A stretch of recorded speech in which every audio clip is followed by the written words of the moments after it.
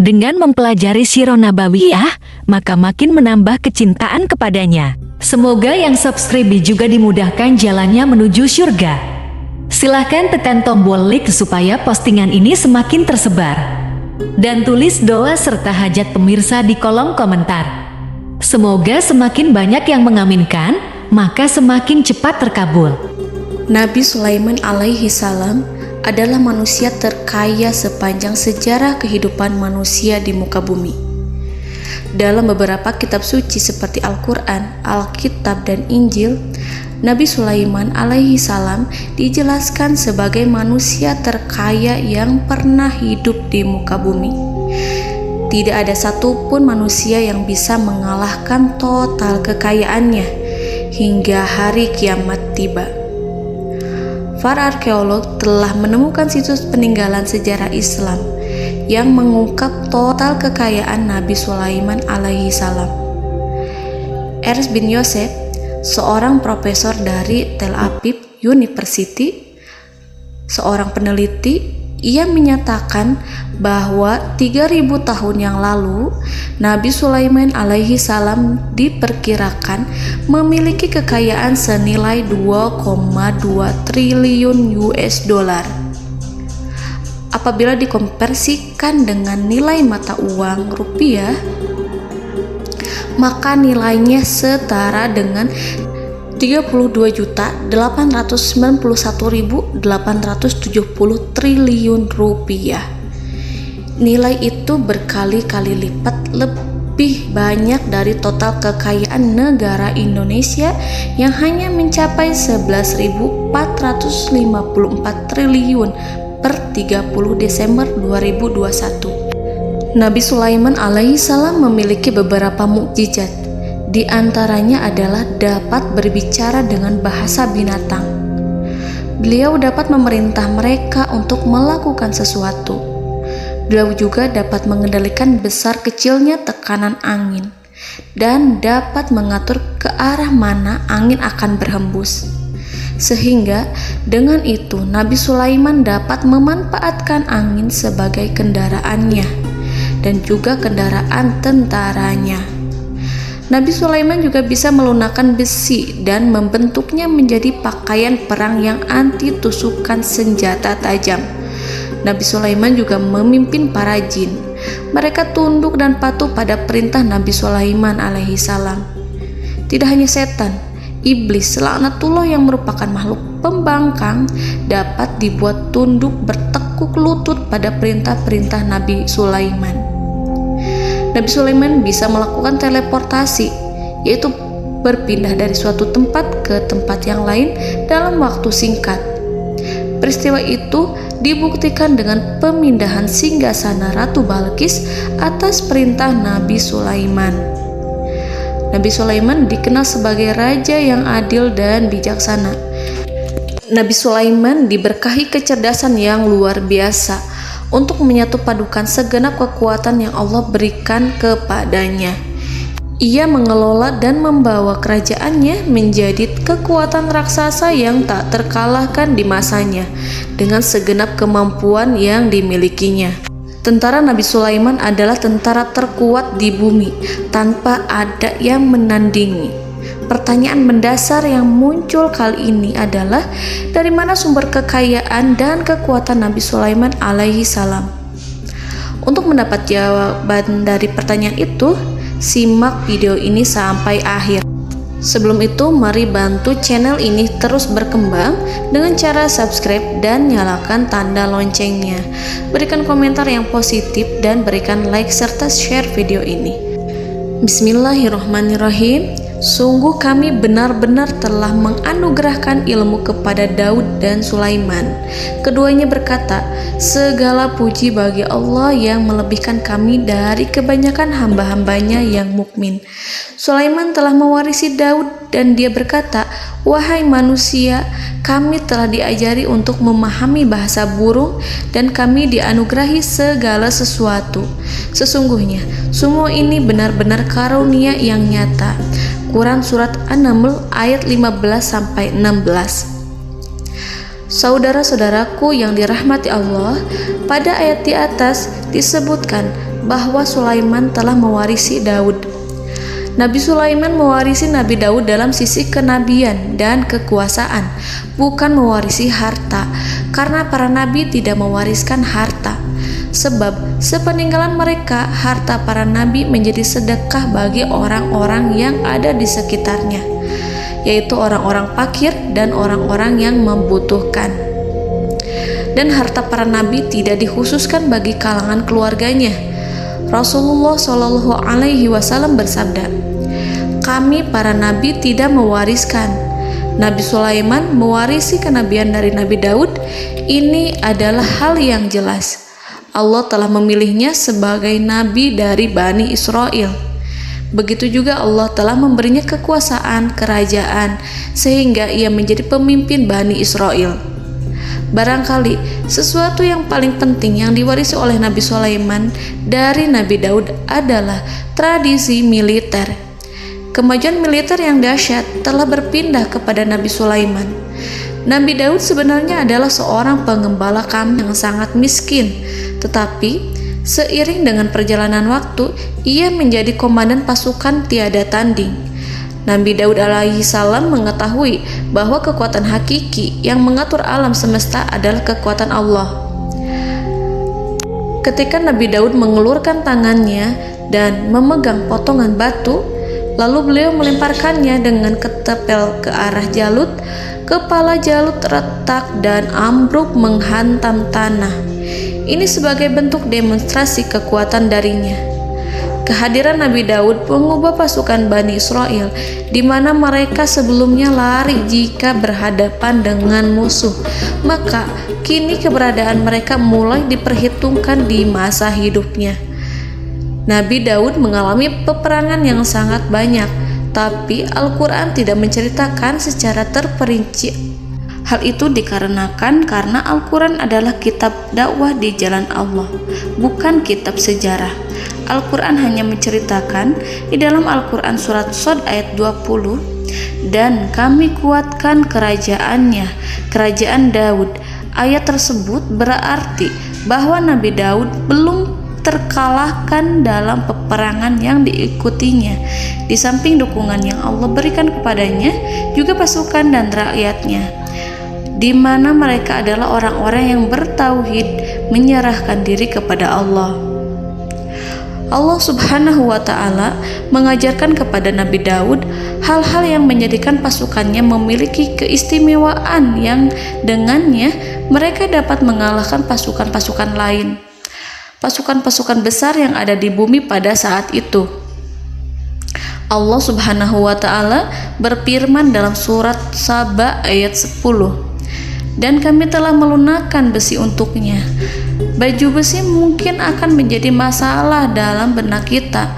Ketika orang-orang yang berperang, baju besi cukup mengganggu gerakan mereka.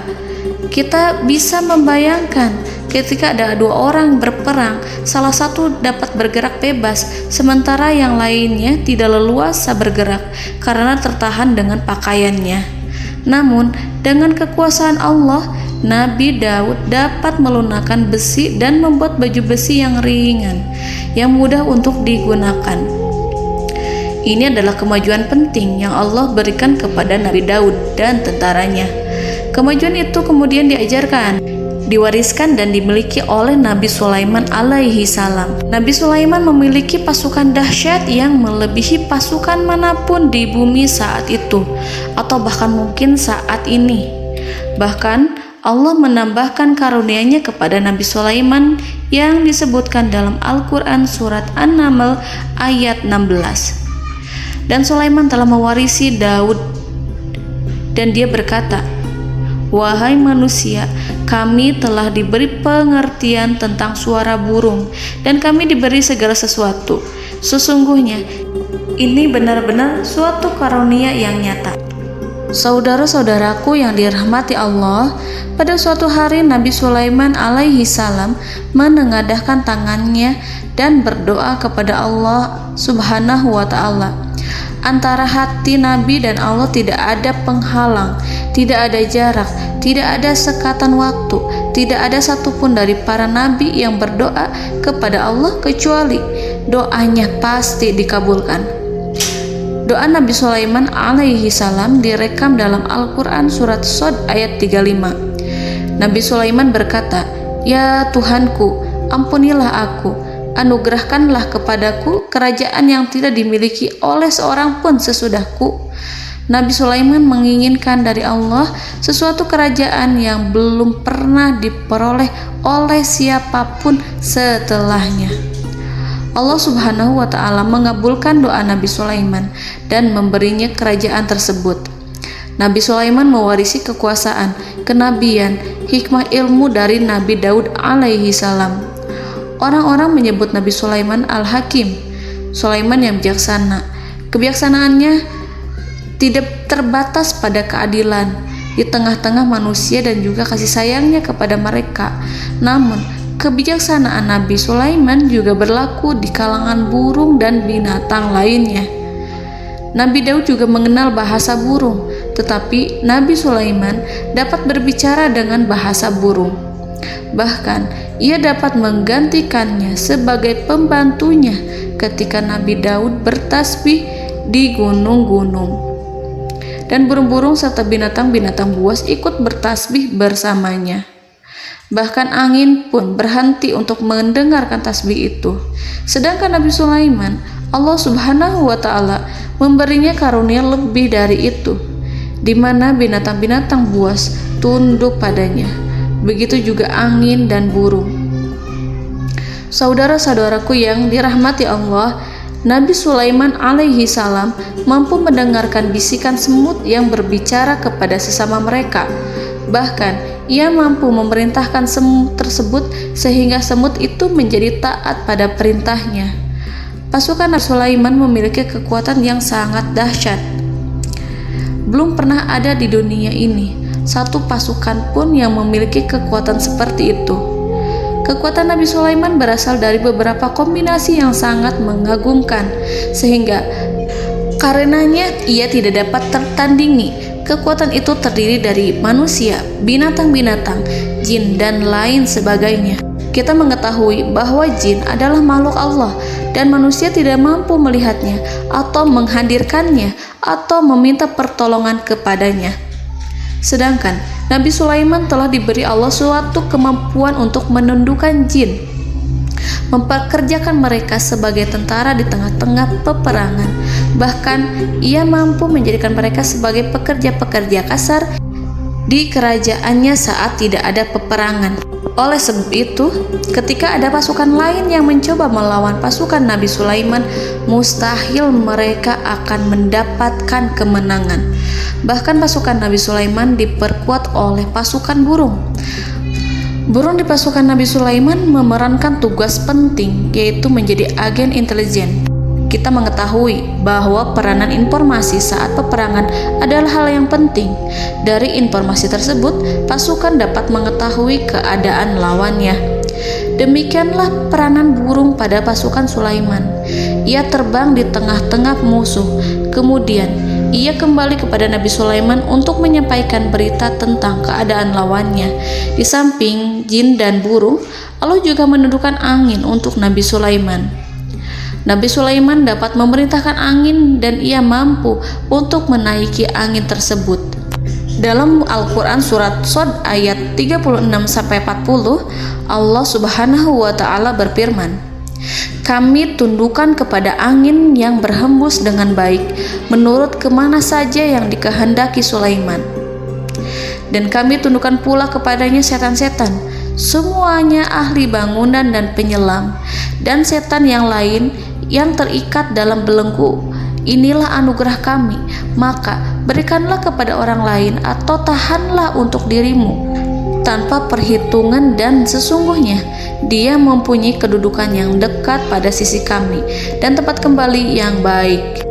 Saudara-saudaraku yang dirahmati Allah, Allah Subhanahu wa Ta'ala juga memberikan kemampuan yang tak seorang pun dari para nabi mendapatkannya, yaitu kemampuan untuk memerintah setan.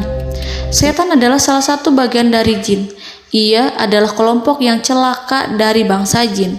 Kelompok ini sebenarnya tidak mampu dikuasai oleh manusia, bahkan jin yang soleh tidak dapat mengatur setan. Adapun Nabi Sulaiman, Allah telah memberinya kekuasaan untuk menundukkan setan dan mempekerjakannya, bahkan mengikatnya dengan rantai serta menghukumnya jika ia menentang pada perintahnya. Setan membangun untuk Sulaiman istana-istana, patung-patung dan alat-alat perang. Bahkan setan-setan itu menyelam ke dasar lautan untuk mengeluarkan permata dan yakut untuk Sulaiman. Jika di antara setan yang menentang perintahnya, maka Nabi Sulaiman alaihi salam mengikatnya dengan rantai. Ini semua menunjukkan kekayaan Nabi Sulaiman dan kekuasaannya, di mana ia mampu mengatur banyak makhluk di bumi ini. Tentu saja, kemampuan itu semua adalah atas izin dari Allah Subhanahu wa Ta'ala sebagai mukjizat darinya.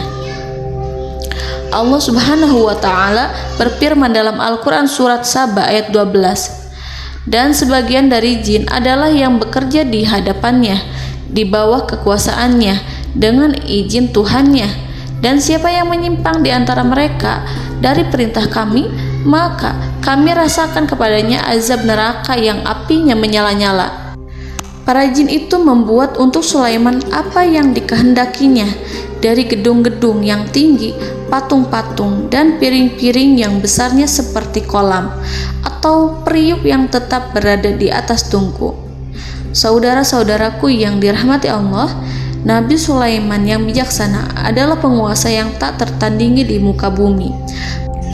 Meskipun memperoleh nikmat-nikmat khusus yang agung itu yang Allah berikan kepada Sulaiman, beliau tetap menunjukkan dirinya sebagai manusia yang paling banyak berzikir kepada Allah dan manusia yang paling banyak bersyukur di zamannya.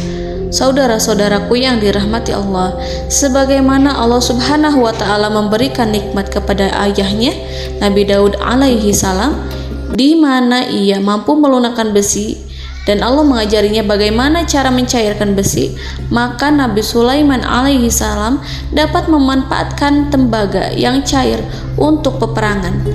Dan juga di saat perdamaian, pada saat peperangan, beliau mencampur tembaga dengan besi dan menjadikannya perunggu. Mereka menggunakan senjata-senjata perunggu dalam peperangan seperti pedang, baju besi, dan juga pisau. Senjata-senjata ini adalah senjata yang paling kuat pada saat itu. Sedangkan di saat damai, tembaga digunakan untuk membuat bangunan, perhiasan, dan sebagainya. Meskipun Nabi Sulaiman mendapatkan nikmat yang besar dan karunia yang khusus, Allah Subhanahu wa Ta'ala mengujinya dengan suatu ujian yang dahsyat. Ujian yang akan selalu datang kepada seorang hamba yang soleh. Ketika hamba itu mendapatkan kedudukan besar, maka ujiannya pun menjadi besar. Allah Subhanahu wa Ta'ala menguji Nabi Sulaiman dengan penyakit. Diceritakan oleh Fahru Roji, Nabi Sulaiman diuji dengan suatu penyakit yang keras, di mana kedokteran saat itu tidak dapat dan tidak mampu mengatasinya. Sakitnya Nabi Sulaiman sangat keras sehingga para dokter dari kalangan manusia ataupun jin tidak mampu menghilangkan penyakit itu. Lalu burung-burung menghadirkan rumput-rumput yang dianggapnya sebagai obat, tetapi Nabi Sulaiman tak kunjung sembuh. Semakin hari penyakit Nabi Sulaiman semakin menjadi-jadi, sehingga ketika Nabi Sulaiman duduk di atas kursi, ia duduk bagaikan tubuh tanpa roh. Seakan-akan ia mati karena saking kerasnya penyakit yang dideritanya. Sakit yang diderita oleh Nabi Sulaiman alaihi salam berlangsung sangat lama. Namun Nabi Sulaiman tidak henti-hentinya berzikir. Ia meminta kesembuhan kepada Allah serta beristighfar pada Allah dan mengungkapkan rasa cinta kepadanya. Selesailah ujian Allah terhadap hambanya Nabi Sulaiman. Beliau pun sembuh. Nabi Sulaiman merasakan kembali kesehatannya setelah ia mengetahui segala kejayaan dan segala kekuasaan serta segala kebesarannya tidak lagi mampu menghilangkan penyakit yang dideritanya kecuali jika Allah menghendaki. Saudara-saudaraku yang dirahmati Allah, Nabi Sulaiman telah membangun tempat ibadah, tempat sujud, sehingga manusia menyembah Allah di dalamnya. Orang-orang yang membangunnya berjumlah puluhan ribu orang. Tentu setiap kelompok dari mereka memiliki pekerjaan masing-masing. Di antara mereka ada yang mencairkan tembaga, di antara mereka ada yang tukang pahat, ada yang tukang ukir, ada yang membelah batu, ada yang memotong kayu, ada yang mendatangkan rumput-rumput dari Libanon, ada yang mendatangkan emas dan menjadikannya lempengan-lempengan yang mengkilat untuk menutupi kayu, serta untuk melapisi dinding-dinding. Bahkan golongan jin pun membantu membangun tempat tersebut, tentu dengan perintah dan bimbingan Nabi Sulaiman. Mereka membuat patung-patung yang besar, membuat bejana yang besar untuk tempat makan para tentara dan pekerja, yaitu bejana seperti gunung. Karena saking berat dan besarnya, mereka juga membuat tempat-tempat minum yang besarnya seperti kolam. Nabi Sulaiman mengawasi para pekerjanya dan juga mengurusi masyarakatnya, di mana beliau mengenali problem mereka dan berusaha memecahkannya. Beliau juga mengawasi pasukan dari kalangan binatang dan burung. Beliau mengetahui apabila ada satu di antara mereka yang tidak datang, kemana ia pergi, serta mengapa ia pergi. Nabi Sulaiman menguasai pengetahuan itu semua. Nabi Sulaiman bukan hanya mengetahui problem tentara-tentaranya dari kalangan manusia ataupun tentaranya dari kalangan burung, namun ia juga menunjukkan kasih sayang terhadap semut, di mana beliau mendengar bisikannya dan tidak suka untuk menginjaknya. Nabi Sulaiman selalu menundukkan kepalanya ke bumi sebagai bentuk rasa rendah diri dan syukur kepada Allah. Pada suatu hari, Nabi Sulaiman alaihi salam berjalan di depan tentaranya, dan tiba-tiba ia mendengar suara semut yang berkata kepada temannya dari kalangan semut. Hal itu terekam dalam Al-Quran surat An-Nahl ayat 18-19. Wahai semut-semut, masuklah ke dalam sarang-sarangmu agar kamu tidak terinjak oleh Sulaiman, sedangkan mereka tidak menyadarinya. Nabi Sulaiman alaihi salam tersenyum mendengar itu, dan ia berdoa, "Ya Allah, ya Tuhanku, berilah aku ilham untuk tetap mensyukuri nikmat-Mu yang telah Engkau anugerahkan kepadaku dan kepada kedua orang ibu bapakku, dan untuk mengerjakan amal soleh yang Kau ridhoi, dan masukkanlah aku ke dalam rahmat-Mu, ke dalam golongan hamba-hamba-Mu yang soleh." Saudara-saudaraku yang dirahmati Allah, meskipun Nabi Sulaiman mendapatkan kekuasaan dan memiliki tentara yang besar, namun beliau menunjukkan kasih sayang terhadap bangsa semut. Beliau mendengarkan bisikannya dan melihat semut yang ada di depannya. Oleh karena itu, tak mungkin baginya untuk menginjak golongan semut itu.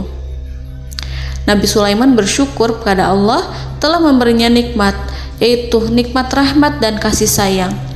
Di samping itu, Nabi Sulaiman alaihi salam adalah orang paling kaya di dunia. Istananya terbuat dari kayu gaharu yang memiliki wangi harum. Istananya terbuat dari emas yang terkadang dari kristal.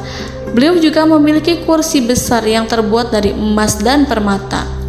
Istana Nabi Sulaiman merupakan istana yang paling besar di dunia. Nabi Sulaiman menggunakan pakaian dari emas dan permata. Meskipun demikian, Nabi Sulaiman tetap menunjukkan sebagai hamba yang berserah diri dan rendah diri di hadapan Allah Subhanahu wa Ta'ala, dan sederhana di depan manusia. Nabi Sulaiman yang merendahkan diri di hadapan Allah, ia selalu sujud kepada Allah sebagaimana ayahnya yang selalu bertasbih pada Allah. Nabi Sulaiman selalu melantunkan lagu-lagu cinta ilahi dan hanya memuji Allah Subhanahu wa Ta'ala. Pada suatu hari, Nabi Sulaiman alaihi salam mengeluarkan perintah kepada pasukannya untuk bersiap-siap. Kemudian Nabi Sulaiman keluar dan memeriksa pasukannya satu demi satu. Kelompok yang pertama adalah kelompok manusia. Nabi Sulaiman memperhatikan kesiapan mereka. Lalu Nabi Sulaiman mengeluarkan perintah-perintah kepada mereka. Kemudian Nabi Sulaiman memeriksa kelompok jin dan menyampaikan perintahnya kepada mereka. Beliau memenjarakan jin yang tampak bermalas-malasan saat bekerja. Lalu beliau memeriksa binatang dan berkata kepada mereka, apakah mereka sudah makan dengan baik? Apakah mereka tidur dengan nyenyak? Apakah ada yang mengadu pada mereka, misalkan karena penyediaan suatu ataukah karena makanan yang tidak layak? Apakah ada di sana yang sakit dan lain sebagainya? Semuanya diperiksa oleh Nabi Sulaiman. Ketika Nabi Sulaiman merasa puas dengan semuanya, Nabi Sulaiman memasuki tenda tempat berkumpulnya para burung. Nabi Sulaiman alaihissalam kemudian memasuki tenda tersebut, mengamati keadaan di sekitarnya, sehingga beliau mengetahui bahwa ada satu burung yang tidak hadir, yaitu burung hudhud. Nabi Sulaiman berkata yang diabadikan dalam Quran surat An-Naml ayat 20. Mengapa aku tidak melihat burung hudhud?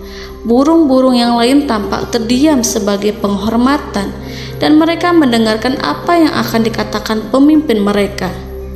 Nabi Sulaiman mengarahkan pandangannya pada semua burung dan tidak menemukan burung hudhud di antara mereka. Tak seekor burung pun yang mengetahui keberadaannya. Burung hudhud absen pada apel wajib kali ini. Nabi Sulaiman mulai menampakkan kemarahannya. Tiba-tiba, seekor burung kecil memberanikan diri untuk berkata kepada Nabi Sulaiman, "Wahai Nabi yang mulia, seharusnya hudhud ada bersamaku kemarin untuk melaksanakan tugas penyelidikan. Ia adalah pemimpin misi, namun burung hudhud belum datang. Oleh karena itu aku tidak pergi bersamanya." Burung itu tampak gemetar.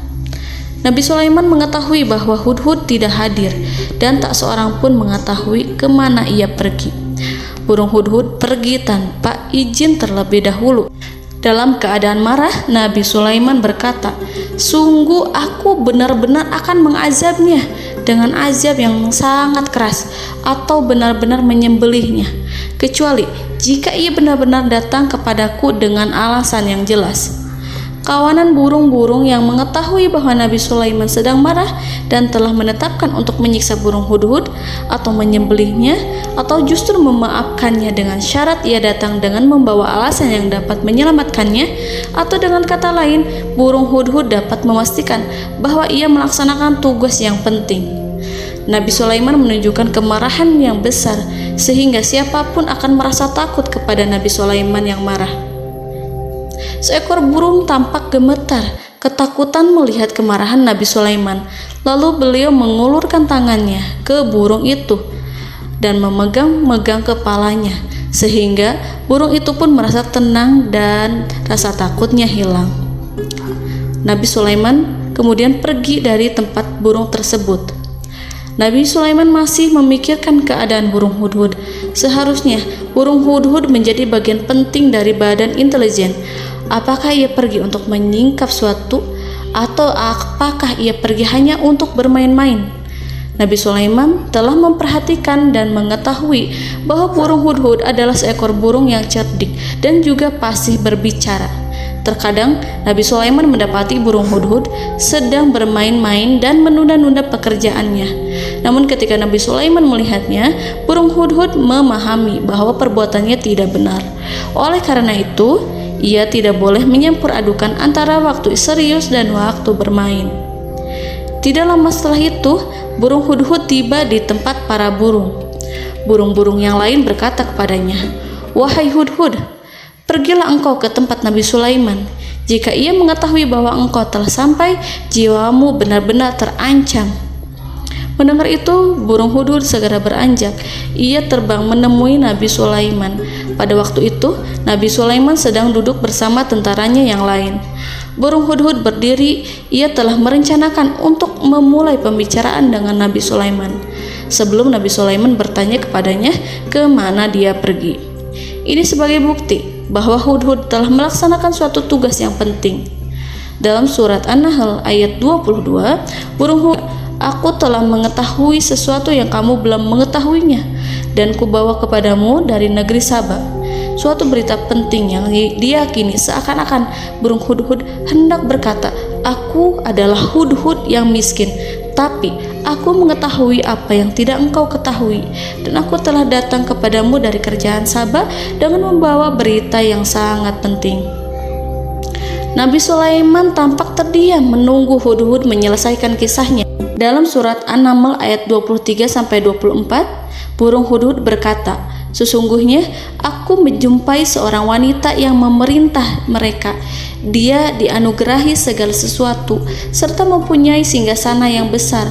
Aku mendapati dia dan kaumnya menyembah matahari selain Allah. Dan setan-setan telah menjadikan mereka memandang indah perbuatan-perbuatan mereka, lalu menghalangi mereka dari jalan Allah, sehingga mereka tidak mendapat petunjuk." Burung Hudhud diam. Nabi Sulaiman merasa bahwa Hudhud menunjukkan kepasihan lisannya. Nabi Sulaiman berkata dalam Quran surat An-Nahl ayat 27 sambil menunjukkan senyum manisnya. Nabi Sulaiman berkata, "Akan kami lihat apakah kamu benar wahai Hudhud, ataukah kamu termasuk orang-orang yang berdusta." Seakan-akan burung Hudhud ingin mengatakan, "Aku tidak berbohong, wahai Nabi yang mulia." Namun diamnya Sulaiman membuat takut sehingga burung Hudhud terdiam. Nabi Sulaiman terdiam karena berpikir, lalu ia memutuskan sesuatu setelah itu. Beliau melihat kepada lainnya dan meminta secari kertas dan pena. Nabi Sulaiman menulis surat yang singkat dan menyerahkan kepada Hudhud serta memerintahkan kepadanya seperti yang dikatakan dalam Quran surat An-Nahl ayat 28. "Pergilah dengan membawa suratku ini, lalu jatuhkanlah kepada mereka, kemudian berpalinglah dari mereka, lalu perhatikanlah apa yang mereka bicarakan." Al-Quranul Karim hanya menceritakan dalam Al-Quran surat An-Naml bagaimana perginya Hudhud dan bagaimana ia menyerahkan surat itu. Lalu Al-Quran langsung menyebut keadaan kerajaan Balqis yang saat itu sedang membaca surat di depan para pembesar kerajaan dan para menterinya. Dalam Quran surat An-Naml ayat 29-31, berkatalah Balqis, "Wahai pembesar-pembesar, sesungguhnya telah dijatuhkan kepadaku sebuah surat yang mulia. Sesungguhnya surat ini dari Sulaiman, dan sesungguhnya isinya dengan menyebut nama Allah yang Maha Pengasih lagi Maha Penyayang, bahwa janganlah kalian berlaku sombong terhadapku dan datanglah kepadaku sebagai orang-orang yang berserah diri."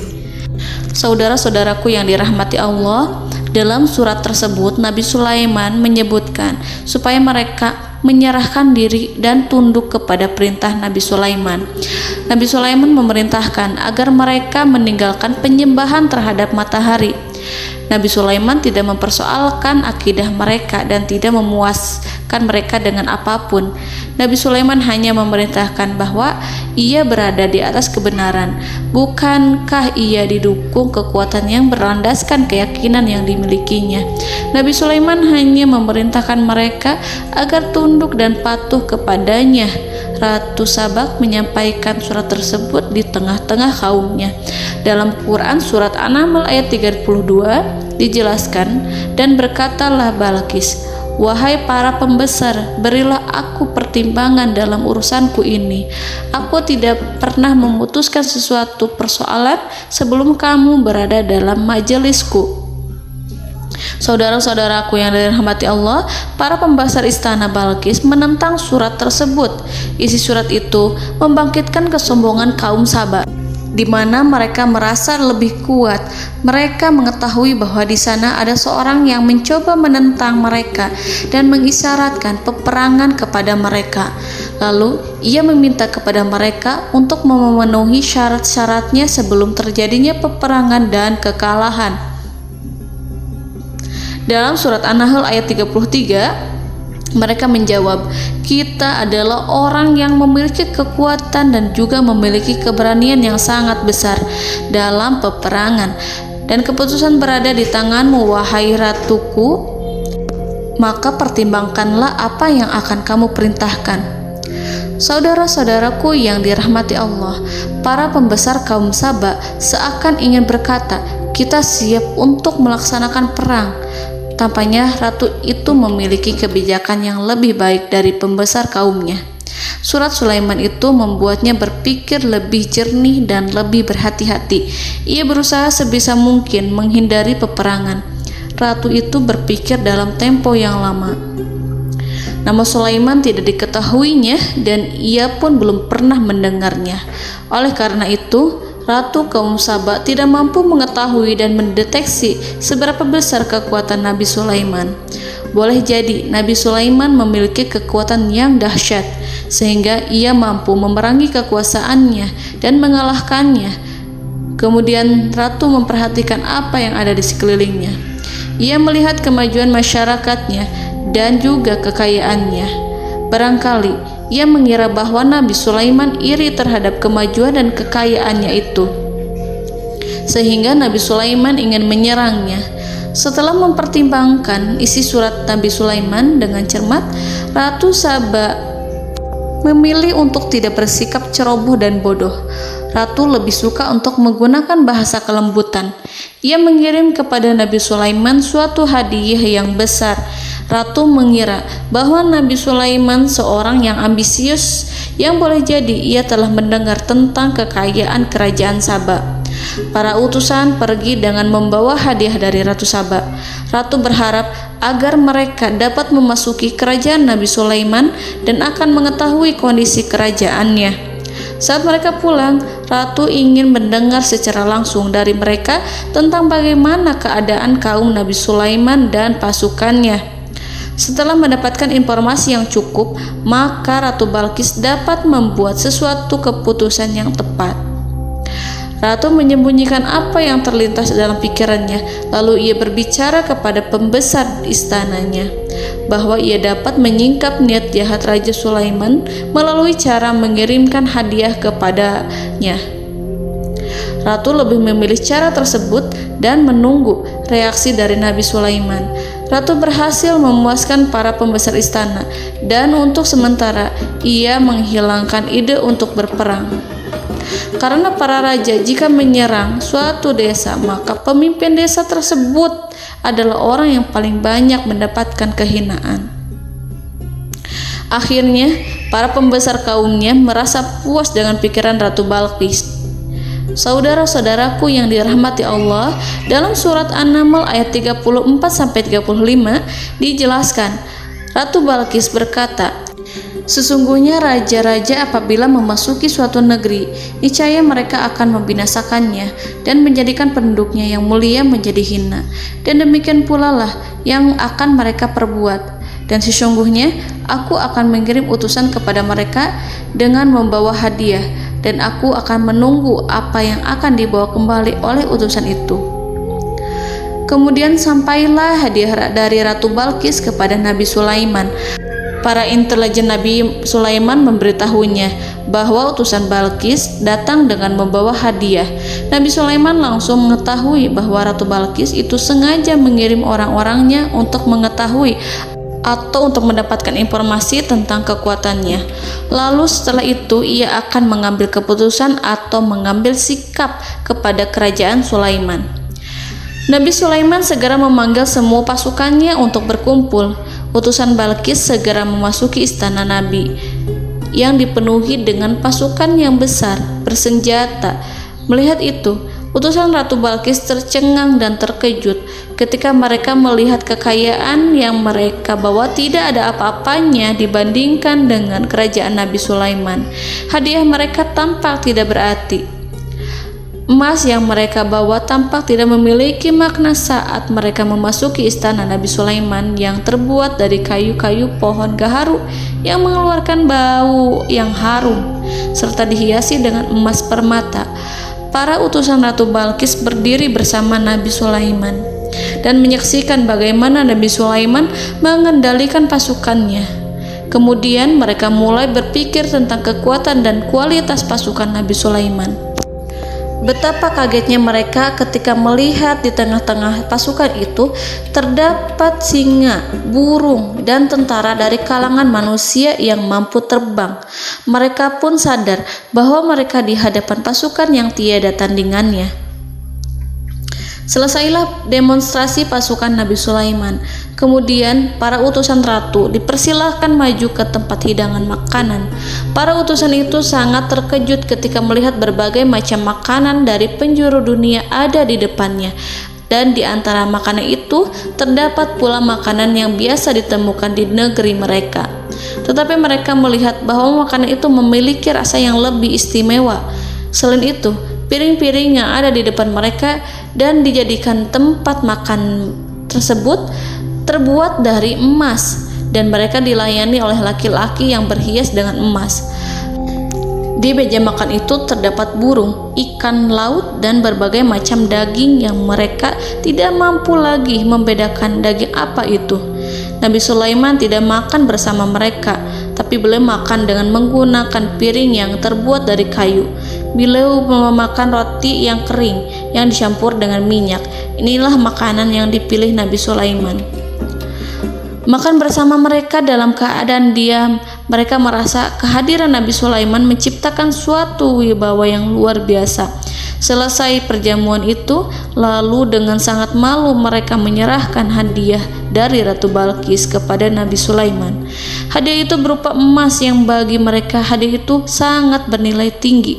Tapi di sini hadiah itu tampak kecil di hadapan kekayaan-kekayaan Nabi Sulaiman yang sangat mengagumkan. Nabi Sulaiman memperhatikan hadiah dari Ratu Balqis itu dan berkata dalam Quran surat An-Naml ayat 36. Maka tatkala utusan itu sampai pada Sulaiman, Sulaiman berkata, "Apakah patut kamu menolong aku dengan harta? Maka apa yang diberikan Allah kepadaku lebih baik daripada apa yang diberikannya kepadamu. Tetapi kamu merasa bangga dengan hadiahmu." Saudara-saudaraku, Raja Sulaiman menyingkap dengan kata-katanya yang singkat itu penolakannya terhadap hadiah mereka. Ia memberitahu utusan itu bahwa ia tidak menerima hadiah tersebut.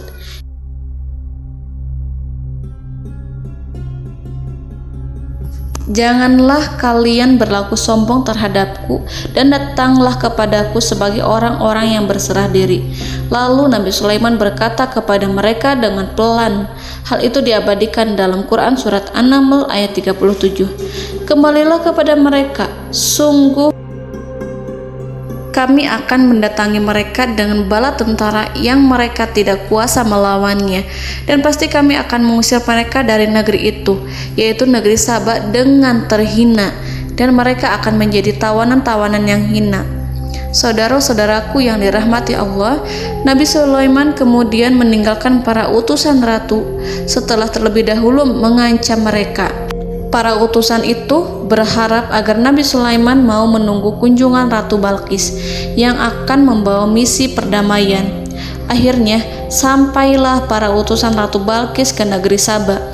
Mereka segera menuju istana sang ratu. Mereka memberitahu bahwa negeri mereka sedang ada di ujung tanduk. Mereka menceritakan kepada ratu tentang kekuatan Nabi Sulaiman dan tidak mungkin bagi mereka mampu melawannya. Mereka meyakinkan Ratu Balqis bahwa ia harus mengunjunginya dan melihat sendiri bagaimana kebesaran kerajaan Nabi Sulaiman. Kemudian ratu menyiapkan dirinya untuk pergi menuju kerajaan Nabi Sulaiman. Nabi Sulaiman duduk di kursi kerajaan di tengah-tengah para pembesarnya dan para menterinya serta para komandan pasukannya. Beliau berpikir tentang sosok Ratu Balqis. Nabi Sulaiman mengetahui bahwa Ratu Balqis menuju tempatnya. Balqis dikelilingi rasa takut. Nabi Sulaiman berpikir sejenak tentang bagaimana matahari disembah. Ia memikirkan bagaimana informasi yang diterima oleh intelijennya tentang kemajuan kerajaan Balqis dalam bidang kesenian dan ilmu pengetahuan.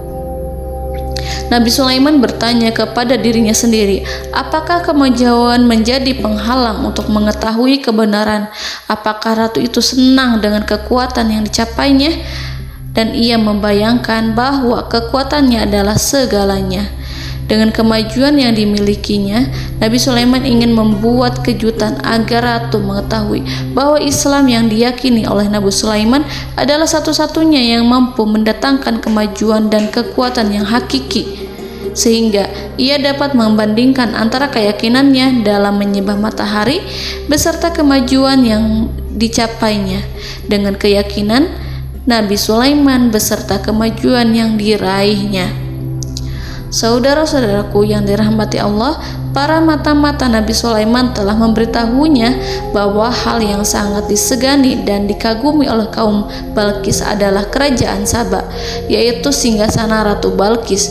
Singgasana itu terbuat dari emas dan batu delima. Singgasana tersebut dijaga oleh penjaga yang sangat disiplin, di mana mereka tidak pernah lalai sedikit pun. Oleh karena itu, sangat tepat apabila Nabi Sulaiman menghadirkan singgasananya di sini, di kerajaannya, sehingga ketika ratu tiba, maka ia dapat duduk di atasnya. Nabi Sulaiman ingin membuat kejutan kepadanya dan menunjukkan bahwa kemampuannya tersebut yang berlandaskan pada keislaman. Nabi Sulaiman melakukan yang demikian itu dengan harapan agar si ratu tunduk kepadanya. Ide itu terlintas dalam diri Nabi Sulaiman. Lalu ia mengangkat kepalanya dan menoleh kepada anak buahnya. Hal itu diabadikan dalam Quran Surat An-Naml ayat 38. Wahai para pembesar, siapakah di antara kamu sekalian yang sanggup membawa singgasananya kepadaku sebelum mereka datang kepadaku sebagai orang-orang yang berserah diri? Saudara-saudaraku, perhatikanlah ungkapan pikiran Nabi Sulaiman tersebut. Semua pemikirannya berkisar tentang keislaman para penyembah matahari, tentang bagaimana beliau dapat memberikan petunjuk kepada mereka di jalan Allah. Yang pertama menjawab pertanyaan Nabi Sulaiman adalah jin Ifrit. Dalam Quran Surat An-Naml ayat 39, berkatalah Ifrit yang cerdik dari golongan jin, aku akan datang kepadamu dengan membawa singgasana itu sebelum kamu berdiri dari tempat dudukmu. Sesungguhnya aku benar-benar kuat untuk membawanya, lagi dapat dipercaya.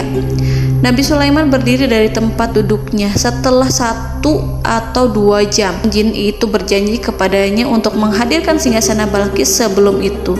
Istana Nabi Sulaiman di Palestina, sedangkan istana Balkis terletak di Yaman. Antara singgasana tersebut dengan singgasana Nabi Sulaiman berjarak lebih dari ribuan mil. Barangkali pesawat yang cepat sekalipun yang kita kenal hari ini tidak akan mampu membawa dan mendatangkan istana itu dalam waktu 1 jam. Tetapi masalahnya di sini berhubung dengan kekuatan jin yang serba misterius, Nabi Sulaiman tidak mengomentari sedikit pun terhadap apa yang dikatakan oleh Ifrit.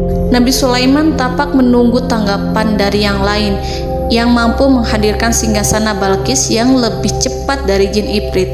Nabi Sulaiman menoleh kepada seorang di sana yang duduk di atas naungan. Hal itu diceritakan dalam Quran Surat An-Naml ayat 40. Berkatalah seorang yang mempunyai ilmu dari Alkitab, aku akan membawa singgasana itu kepadamu sebelum matamu berkedip. Maka tatkala Sulaiman melihat singgasana itu terletak di hadapannya, ia pun berkata, ini termasuk karunia Tuhanku untuk memuji aku. Apakah aku akan bersyukur atau mengingkari nikmatnya? Dan barang siapa yang bersyukur, maka sesungguhnya dia bersyukur untuk kebaikan dirinya sendiri. Dan barang siapa yang ingkar, maka sesungguhnya Tuhanku maha kaya lagi maha mulia. Saudara-saudaraku, belum lama seorang yang mempunyai ilmu dari Alkitab menyatakan kalimatnya, sehingga singgasana itu tiba-tiba ada di depan Nabi Sulaiman yang mampu menghadirkan singgasana itu lebih cepat dari kedipan mata. Al-Quranul Karim tidak menyingkap kepribadian seorang yang menghadirkan singgasana itu. Al-Quran hanya menggarisi bahwa orang itu mempunyai ilmu dari Alkitab. Al-Quran tidak menjelaskan kepada kita apakah ia seorang malaikat ataukah manusia ataukah jin. Al-Quran sengaja tidak menyingkap informasi tersebut.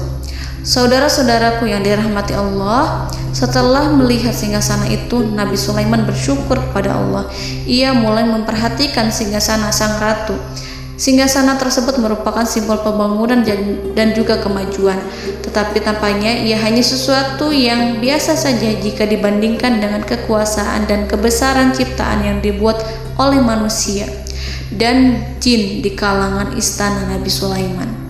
Nabi Sulaiman memikirkan dalam tempo yang lama singgasana Ratu Balkis itu. Kemudian beliau memerintahkan agar singgasana itu diperbaiki, sehingga saat Ratu Balkis datang, Nabi Sulaiman akan mengujinya apakah Ratu Balkis dapat mengenali singgasananya ataukah tidak. Dalam Al-Quran surat An-Naml ayat 41, Nabi Sulaiman berkata, "Ubahlah baginya singgasananya, maka kita akan melihat apakah dia mengenal ataukah dia termasuk orang-orang yang tidak mengenalnya." Saudara-saudaraku yang dirahmati Allah, Nabi Sulaiman memerintahkan agar dibangun istana yang akan digunakan untuk menyambut Ratu Balqis. Nabi Sulaiman memilih tempat di laut dan ia memerintahkan agar dibangun suatu istana di mana sebagian besar terdiri dari air laut. Nabi Sulaiman memerintahkan agar lantainya itu terbuat dari kaca yang tebal dan kuat, sehingga orang-orang yang berjalan di atas istana itu akan dapat melihat di bawahnya ada ikan-ikan yang berwarna-warni yang berenang-renang ke sana kemari, dan mereka akan melihat rumput-rumput laut yang bergerak-gerak. Akhirnya, selesailah pembangunan istana itu. Saking bersihnya kaca lantainya sehingga tampak di sana tidak ada kaca. Burung hudhud memberitahu Nabi Sulaiman bahwa Ratu Balqis telah sampai di dekat kerajaannya. Kemudian Ratu Balqis datang. Al-Quran tidak menyebutkan keadaan Nabi Sulaiman saat menyambut Balqis, namun Al-Quran menunjukkan dua sikap Ratu Balqis ketika pertama kali datang. Yang pertama, bagaimana sikap Ratu Balqis ketika pertama kali melihat singgasananya yang datang mendahuluinya, padahal ia telah meninggalkan pengawalnya untuk setia menjaga singgasana itu. Keadaan kedua adalah keadaan ketika di depan istana yang dibangun untuk menyambut Ratu Balqis. Istana itu penuh dengan permata dan banyak ikan berenang di bawahnya. Dalam Quran surat An-Naml ayat 42 dijelaskan, dan ketika Balqis datang, ditanyakanlah kepadanya, "Serupa inikah singgasanamu?" Balqis menjawab, "Seakan-akan singgasana ini adalah singgasanaku. Kami telah diberi pengetahuan sebelumnya dan kami adalah orang-orang yang berserah diri." Saudara-saudaraku, pada dialek di atas, Balqis melihat singgasananya dan ia tercengang saat mengetahui bahwa itu adalah singgasana miliknya. Namun kemudian ia mulai ragu karena melihat tidak sepenuhnya itu singgasana miliknya. Jika itu benar-benar miliknya, lalu bagaimana ia datang mendahuluinya? Dan bila bukan singgasananya, maka bagaimana Sulaiman dapat meniru sepersis dan seteliti itu? Padahal Sulaiman tidak pernah sekalipun ke kerajaannya. Nabi Sulaiman berkata saat melihat Balqis mengamati singgasananya, "Apakah ini singgasanamu?" Balqis terlihat sangat kebingungan, namun setelah itu ia menjawab, "Sepertinya benar." Nabi Sulaiman berkata, "Kami telah diberi ilmu sebelumnya dan kami sebagai orang-orang muslim." Saudaraku yang dirahmati Allah, melalui pertanyaan Nabi Sulaiman ingin mengisyaratkan kepada Balqis agar ia membandingkan antara keyakinannya beserta ilmu yang dicapainya dengan keyakinan Nabi Sulaiman yang muslim beserta pengetahuan yang telah diraihnya. Penyembahan terhadap matahari dan pencapaian ilmu yang dicapai oleh Ratu Balqis tanpa tidak ada apa-apanya dibandingkan dengan ilmu Nabi Sulaiman dan keislamannya.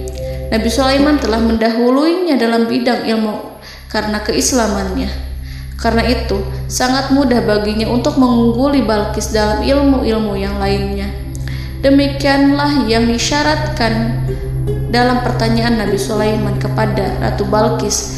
Ratu Saba itu mengetahui bahwa ini adalah singgasananya, di mana singgasana itu datang lebih dahulu daripada dirinya. Beberapa bagian darinya telah diubah saat Balqis masih di perjalanan menuju ke tempat Nabi Sulaiman. Ia berpikir kemampuan apa yang dimiliki Nabi Sulaiman. Ratu Balqis tercengang melihat apa yang disaksikannya, yang berupa buah dari keimanan Nabi Sulaiman dan hubungannya dengan Allah Subhanahu wa Ta'ala. Sebagaimana Balqis juga tercengang ketika melihat kemajuan di bidang ilmu pembangunan, seni, dan ilmu-ilmu yang lainnya. Maka ia tidak lebih kagum lagi saat melihat hubungan yang kuat antara keislaman Nabi Sulaiman dengan ilmunya serta kemajuan yang diraihnya. Dalam Al-Quran surat An-Naml ayat 43 dijelaskan, "Dan apa yang disembahnya selama ini selain Allah mencegahnya untuk melahirkan keislamannya, karena sesungguhnya ia terdahulu termasuk orang-orang yang kafir." Saudara-saudaraku yang dirahmati Allah, berguncanglah dalam benak Balqis ribuan hal ketika melihat keyakinan kaumnya runtuh di hadapan Nabi Sulaiman. Ia menyadari matahari yang disembahnya hanya merupakan ciptaan Allah, dan Allah lah yang menggerakkannya untuk hamba-hambanya. Lalu terbitlah matahari kebenaran dalam dirinya. Hatinya diterangi oleh cahaya baru yang tidak akan tenggelam seperti tenggelamnya matahari. Masa keislamannya hanya menunggu waktu. Ratu Balqis memilih waktu yang tepat untuk mengumumkan keislamannya. Allah Subhanahu wa Ta'ala berfirman dalam Quran Surat An-Naml ayat 44. Dikatakan kepadanya, masuklah ke dalam istana. Maka tatkala ia melihat lantai istana itu, dikiranya kolam air yang besar dan disingkapnya dua betisnya. Berkatalah Sulaiman, sesungguhnya ia adalah istana licin yang terbuat dari kaca. Berkatalah Balqis, wahai Tuhanku, sesungguhnya aku telah berbuat zalim terhadap diriku, dan aku berserah diri bersama Sulaiman kepada Allah Tuhan semesta alam. Saudara-saudaraku yang dirahmati Allah, dikatakan kepada Balqis, masuklah ke dalam istana. Ketika ia masuk, maka ia tidak menyaksikan adanya kaca, tetapi ia melihat air, sehingga ia mengira akan bersinggungan dengan air. Lalu ia menyingkapkan sedikit bajunya agar bajunya itu tidak basah. Nabi Sulaiman mengingatkannya tanpa melihatnya agar ia tidak khawatir terhadap pakaiannya, karena pakaiannya tidak akan basah sebab di sana tidak ada air. Itu sekedar kaca yang halus, yang saking halusnya sehingga ia tidak tampak. Pada kesempatan itulah Balqis mengumumkan keislamannya yang mengakui kelalimannya, dan ia menyatakan menyerahkan diri kepada Nabi Sulaiman dan kepada Allah Tuhan semesta alam. Lalu kaumnya pun mengikutinya dan mereka memeluk Islam. Balqis menyadari ia berhadapan dengan penguasa yang terbesar di bumi dan Nabi Allah yang mulia. Untuk pertama kalinya, wajah Sulaiman tampak dihiasi dengan senyuman yang menunjukkan kepuasannya sejak Balqis mengunjunginya. Demikianlah Nabi Sulaiman mewujudkan kejayaannya yang hakiki dan menyebarkan cahaya Islam di muka bumi. Saudara-saudaraku, Al-Quran tidak menyebutkan kisah Balqis setelah keislamannya. Para ahli tafsir mengatakan bahwa ia menikah dengan Nabi Sulaiman. Selain itu, ada yang mengatakan bahwa ia menikah dengan salah satu orang dekat Nabi Sulaiman. Ada juga yang mengatakan bahwa sebagian Raja Habasyah adalah keturunan dari buah perkawinan ini. Wallahu a'lam bishawab. Saudara-saudaraku yang dirahmati Allah, Nabi Sulaiman hidup di tengah-tengah kejayaan dan kemuliaan di bumi. Kemudian Allah menetapkan kematian untuknya, sebagaimana kehidupan Sulaiman berada di puncak kemuliaan dan kejayaan yang penuh dengan keajaiban yang luar biasa. Maka kematiannya pun merupakan tanda-tanda kebesaran Allah yang penuh dengan keajaiban. Demikianlah bahwa kematiannya sesuai dengan kehidupannya, sesuai dengan kejayaannya. Allah berfirman tentang kematian Sulaiman di dalam Al-Quran Surat Saba ayat 14. Maka tatkala kami telah menetapkan kematian Nabi Sulaiman, tidak ada yang menunjukkan kepada mereka kematiannya itu kecuali rayap yang memakan tongkatnya. Maka tatkala ia telah tersungkur, tahulah jin bahwa kalau sekiranya mereka mengetahui yang gaib, tentulah mereka tidak akan tetap dalam siksa yang menghinakan.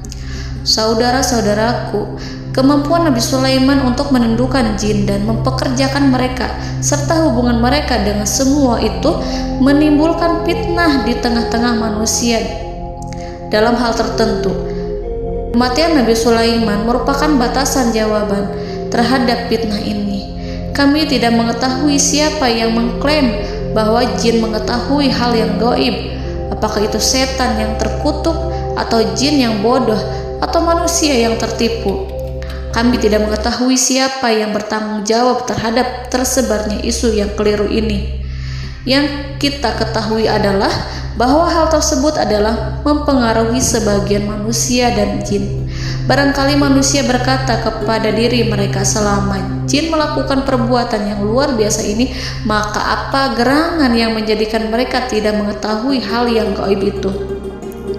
Manusia itu lupa bahwa kunci kegaiban berada di tangan Allah. masalah ilmu gaib tidak akan mampu dikuasai oleh jin dan manusia.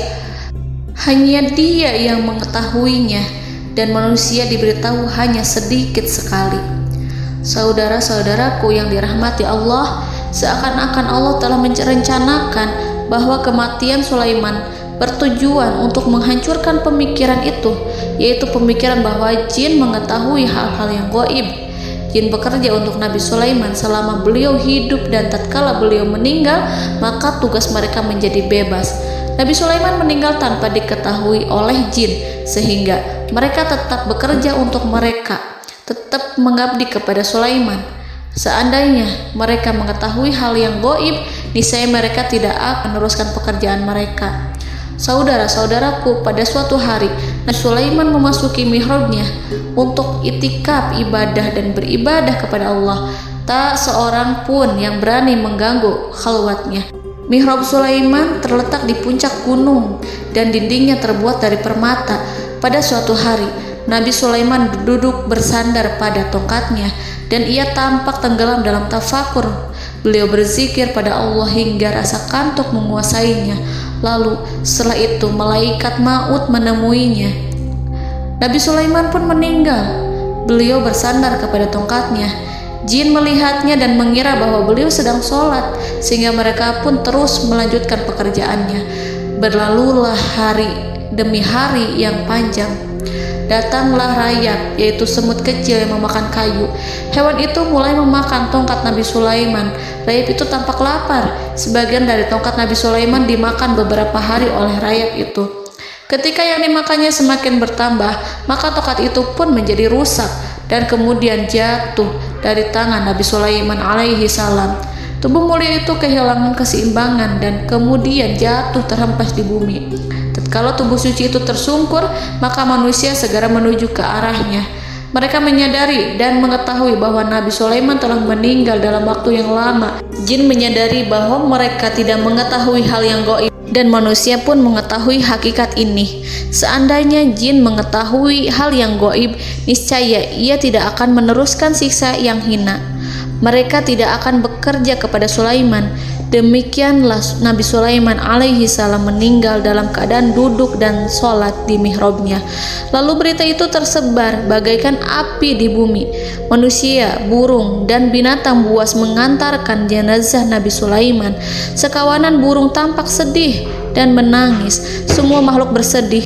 Akhirnya tak seorang pun mengetahui bahasa burung di bumi. Meninggallah seorang yang memahami pembicaraan burung, binatang-binatang, jin, dan lain sebagainya. Burung-burung itu berkata, betapa beratnya kehidupan di tengah orang-orang yang tidak mengetahui pembicaraan kita.